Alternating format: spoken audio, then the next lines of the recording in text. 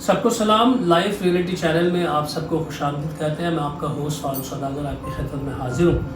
آج ہمارے ساتھ خداوند کے بڑے عظیم خادم ریورنڈ حامد پال موجود ہیں اور آج ہم ان سے کچھ باتیں کریں گے, کچھ جانیں گے کہ آج کل جو ایک دور چل رہا ہے کہ جس میں ہر شخص اس بات میں مگن ہے کہ کس طرح سے امیر ہوا جائے, کتنی جلدی ہمارے پاس پیسہ ہی پیسہ ہو جائے. ہم خدا کے خادم سے آج اس بات کو سیکھیں گے کہ بائبل مقدس ہمیں کس طرح سے امیر کر سکتی ہے, یا ہم کون سا ایسا کام کر سکتے ہیں کہ جس سے ہم امیر ہو جائیں. سب سے پہلے تو ریورنڈ حامد پال صاحب آپ کو بہت خوش آمدید کہتے ہیں اس چینل میں. تو سر, ہمارے جتنے بھی سننے والے اور دیکھنے والے جو لوگ ہیں, میں چاہوں گا کہ آپ بائبل مقدس سے ہمیں یہ بات سمجھائیں, سکھائیں کہ کس طرح سے ہم جلد امیر ہو سکتے ہیں. دیکھیں کہ بائبل مقدس میں لکھا کہ فروتنی سے اس کے ہاتھوں کے نیچے رہو, وقت پر وہ تمہیں سربلند کرے گا. ہمیں خداوند میں رہ کر انتظار کرنا ہے, اور جب ہم انتظار کریں گے تو وہ وقت پر ہمیں سرفراز بھی کرے گا. آپ دیکھیں کہ بائبل مقدس میں کیا لکھا ہے. ہمارا مطلب یہاں پر جو ہے وہ ہمارا ہر شخص کی سوچ جو ہے وہ ڈیفرنٹ ہے. ہر شخص کی سوچ جو ہے وہ ڈیفرنٹ ہے. وہ مختلف طریقوں سے سوچتے ہیں. وہ دیکھتے ہیں دوسروں کو کہ فلاں امیر ہو گیا, کیسے ہو گیا, یہ تو غریب تھا. بائبل مقدس میں لکھا ہے کہ بس غور سے دیکھو تم کس طرح چلتے ہو. یعنی ہر شخص کو اپنے آپ کو دیکھنے کی ضرورت ہے کہ وہ کس طرح چل رہا ہے. آگے لکھا ہے کہ دناؤں کی مانند یا نادانوں کی مانند. اب دنا آدمی جو ہے وہ ہر کام کر سکتا ہے. آپ کو پتا ہے کہ عقل ہو تو سب کچھ کام ہو جاتے ہیں. بالکل. لیکن جب انسان کے پاس عقل نہیں ہے تو وہ سیدھے کام بھی الٹے کرے گا. اب دیکھیں بائبل مقدس میں اگر دیکھیں کہ ابراہیم جب اپنے باپ کے گھر سے نکلا تھا تو اس کو امیر کس نے کیا تھا. بائبل مقدس میں لکھا ہے کہ وہ جس ریاست میں گیا وہاں خیمہ دوز ہوئے تو وہاں کی گورنمنٹ سے بھی زیادہ تو ابراہیم امیر ہو جاتا تھا. سبب کیا ہے؟ سبب یہ کہ بائبل مقدس کہتی ہے کہ خدا نے ابراہیم کو بلایا اور اسے کہا کہ میں تجھے برکت دوں گا. کیونکہ خدا برکت دے سکتا ہے. کسی شخص کے پاس اگر وہ کہے کہ جی میرے پاس بلیسنگ ہے تو میں کہتا ہوں کہ خدا کے علاوہ کوئی بلیسنگ دے نہیں سکتا. اس لیے امیر ہونا ہے تو پھر خدا کا پلو پکڑنا پڑے گا. اچھا پرسن, بائبل میں لکھا ہے کہ پہلے تم ڈھونڈو اس کی بادشاہی تو ساری چیزیں تمہیں ملتی جائیں گی. تو لوگ آج کل بادشاہی کی طرف تو غور ہی نہیں کر رہے کہ جی ہم نے جانا کہاں ہے. یہ دنیا تو ہماری جو ہے وہ ایک مسافر کی طرح ہے. ان کو یہ ہوتا ہے کہ جی یہیں پہ ہمیں بادشاہی مل جائے, یہی ہمیں جو ہے وہ سکون ملے, یہی ہمیں عیش و آرام ملے, یہی ہمیں دولت ملے. تو اس بارے میں آپ کیا کہتے ہیں؟ دیکھیے جی بائبل مقدس کا ایک ایک لفظ جو ہے وہ حقیقت پر مبنی ہے. جو کچھ خدا نے کہا ہے وہ ہو کر رہے گا. صحیح. اب ہم اسے کس طور سے ان باتوں کو لیتے ہیں یہ ہمارا مسئلہ ہے. اب بائبل مقدس میں لکھا پہلے ڈھونڈو تم اس کی بادشاہی تو ساری چیزیں تمہیں ملتی جائیں گی. اب لوگ کیا کرتے ہیں کہ عبادت کرنا, چرچ سنڈے کو چلے جانا, پرستش کرنا, دعا کرنا, کہتے ہیں کہ ہم کیا کر رہے ہیں کہ ہم خدا کے حضور جو ہے وہ دعا بھی کر رہے ہیں, عبادت بھی کر رہے ہیں, اب ہمیں برکت مل جائے گی. اب بادشاہت اس کی کیسے ڈھونڈنی ہے, اب بادشاہت کیسے ملے گی؟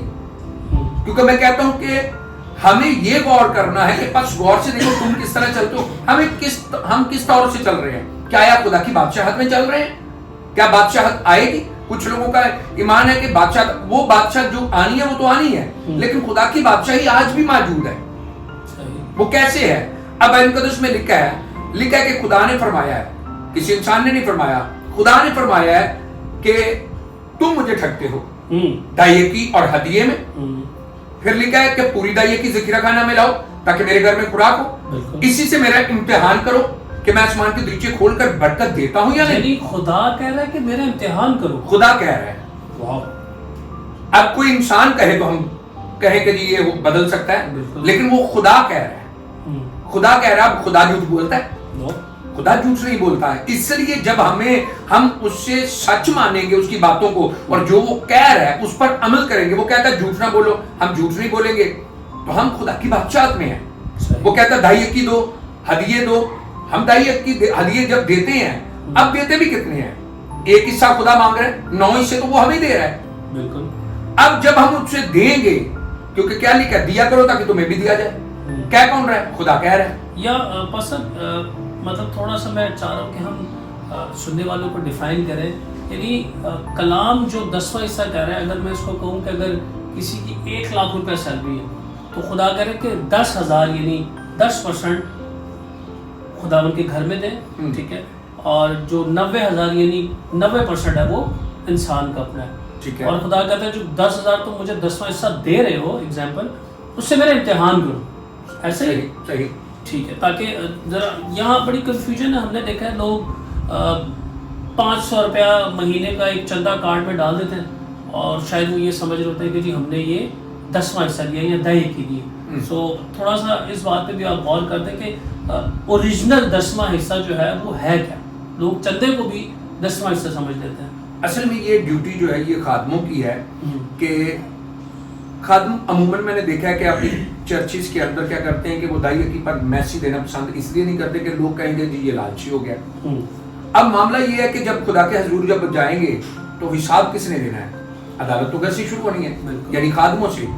ہر خادم کو چاہیے کہ وہ ہر بات جو کچھ کلام الہی میں لکھی ہے وہ ہر بات جو ہے وہ اپنی کلیسیا سے لازمی کرے، ورنہ اگر نہ کرے گا کسی بات کو بھی مس کر جائے گا تو سمجھے کہ وہ جرمدار ہوگا. اس لیے یہ خادموں کو چاہیے کہ بتانا ہے کہ 10واں حصہ ہے کیا. اصل میں 10واں حصہ جو ہے وہ آپ کی کمائی کا جو 10واں حصہ بنتا ہے، جیسے کہ آپ نے بات کی ہے کہ جب 1 لاکھ سیلری ہے تو 1 لاکھ سیلری پر 10واں حصہ جو بنتا ہے وہ آپ کے 10,000 بنتے ہیں. بالکل 90,000 جو ہیں وہ آپ ہی کے ہیں. 90,000 آپ کو خدا نے دیے ہیں، اگر نہ دیتا تو آپ کیا کر لیتے؟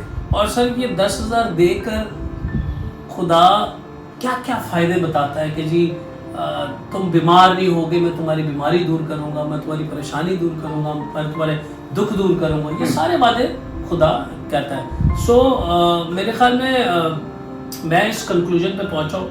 تو اس سے پہلے کہ میسج کو کلوز کریں، میں اس کنکلوژن پہ پہنچا ہوں کہ ہم امیر اس طرح ہو سکتے ہیں کہ اگر ہم خداون کے حضور جو خدا کہہ رہا ہے کہ میرا ہے یا میرے حضور دے، اور ہم اگر باقاعدگی سے اس کے حضور دیتے تو پھر خدا وقت پر ہمیں سرفراز کرے گا. بالکل. یعنی بائبل میں کوئی سر شارٹ کٹ طریقہ ہے امیر ہونے کا؟ نہیں، ایسا کوئی شارٹ کٹ طریقہ نہیں ہے. ابراہیم نے دیکھے کہ کتنا وقت جو ہے وہ چلتا رہا، پھر اسحاق بھی چلتا رہا، وادی کی سرزمین پر جانا ہے، لیکن وہ حکموں پر عمل کرتے رہے جو کچھ خدا کہتا رہا.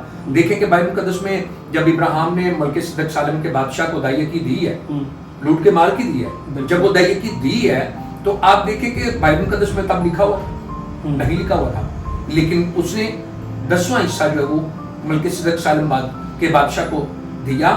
10واں حصہ جبکہ اس وقت کوئی قانون ہی نہیں تھا، کوئی بات لکھی نہیں تھی، شریعت بھی ابھی نہیں آئی، مشرومیت کا دور تھا. اس وقت یہ کہا گیا تھا، اس نے ابراہیم نے دی. ابراہیم نے کیا کہا؟ ملک وہ سدوم کا بادشاہ کہتا تھا کہ لوٹ کا مال تھا، وہ کہتا ہے کہ تو ایسا کر کہ یہ لوگ مجھے دے دے دولت. اس نے کہا نہیں، میرے ساتھ خدا کا وعدہ ہے. اس نے کہا کہ میرے ساتھ خدا کا وعدہ ہے، یعنی خدا نے اسے کہا تھا کہ تو میرے حضور چل تو میں تجھے بڑی قوم بناؤں گا، تجھے برکت دوں گا، ہاں تیرا نام سرفراز کروں گا. ابراہیم کا نام آج بھی سرفراز ہے، رہتی دنیا تک بھی ہوگا. سبب کیا؟ وہ خدا کے ساتھ چلا، اس کے حکموں پر عمل کرتا رہا. اب معاملہ یہ ہے میری بہنوں بھائیوں، یاد رکھو کہ اگر آپ نے بڑھنا ہے تو ان مقدسوں کو دیکھو کہ وہ خدا کے ساتھ کس طور سے چلتے رہے، کس طور سے حکموں کو مانتے رہے، کس طور سے وہ کلام پر عمل کرتے رہے. وہ بڑھ گئے. بائبل مقدس میں لکھا ہے جیسے تواریخ کی کتاب میں کہ داؤد ترقی پر ترقی کرتا گیا. آگے لکھا ہے کہ کیونکہ اس لیے کہ رب الفاظ اس کے ساتھ تھا. یعنی رب الفاظ، داؤد کہتا ہے میں اپنی آنکھیں پہاڑوں کی طرف اٹھاؤں گا، میری کمبک کہاں سے آئے گی؟ آگے لکھا ہے کہ میری کمبک یہوہ پاک خدا سے آئے گی. یعنی اس کی مدد کو کون آیا ہے؟ خدا آیا ہے، خدا نے اس کی مدد کی ہے. اس لیے وہ ترقی پر ترقی کرتا گیا، کیونکہ پہلے چرواہا تھا، چرواہے سے وہ بادشاہ بن گیا. اب کیوں بنا؟ سبب یہ ہے کہ وہ حکموں پر عمل کرتا رہا. اس لیے آپ کے پاس بھی بڑھنے کا چانس ہے. خدا کا کلام آپ کے پاس بھی ہے، میرے پاس بھی ہے. وہی کلام میرے پاس ہے جو کلام آپ کے پاس ہے. آپ کس طور سے اس کو سمجھتے ہو یہ آپ کا مسئلہ ہے، لیکن آج میں کہتا ہوں کہ اس کو کلیئر پڑھا کریں. اگر کسی بات کی سمجھ نہ آئے تو اپنے خادموں سے پوچھیں کہ یہ مجھے بات کی سمجھ نہیں آ رہی، مجھے سکھائیں. جب آپ ایسا کریں گے تو میں کہتا ہوں کہ آپ جلد امیر ہونے والے ہیں. چلے سر، بہت بہت شکریہ آپ کی آمد کا. ویورز، آپ نے بہت اچھے طریقے سے اس پیغام کو سنا کہ کس طرح سے خدا آپ کو برکت دے سکتا ہے، امیر کر سکتا ہے. دیر از نو شارٹ کٹ ان بائبل. جو کچھ بھی ہے آپ کو تسلی سے بائبل کو پڑھنا ہے, حکموں پر عمل کرنا ہے, دہی کی دینی ہے تاکہ خدا آپ کو جنت میں کرے. سو میں آپ سب کا شکر گزار ہوں. پاس صاحب آپ کا بہت بہت شکریہ کہ آپ ہمارے پروگرام میں تشریف لائے. اور آخر میں ہم یہ کہیں گے کہ خداوند کے ساتھ راستے سے چلے اور خداوند وقت پہ آپ کو سرفراز کرے. Thank you so much. God bless you.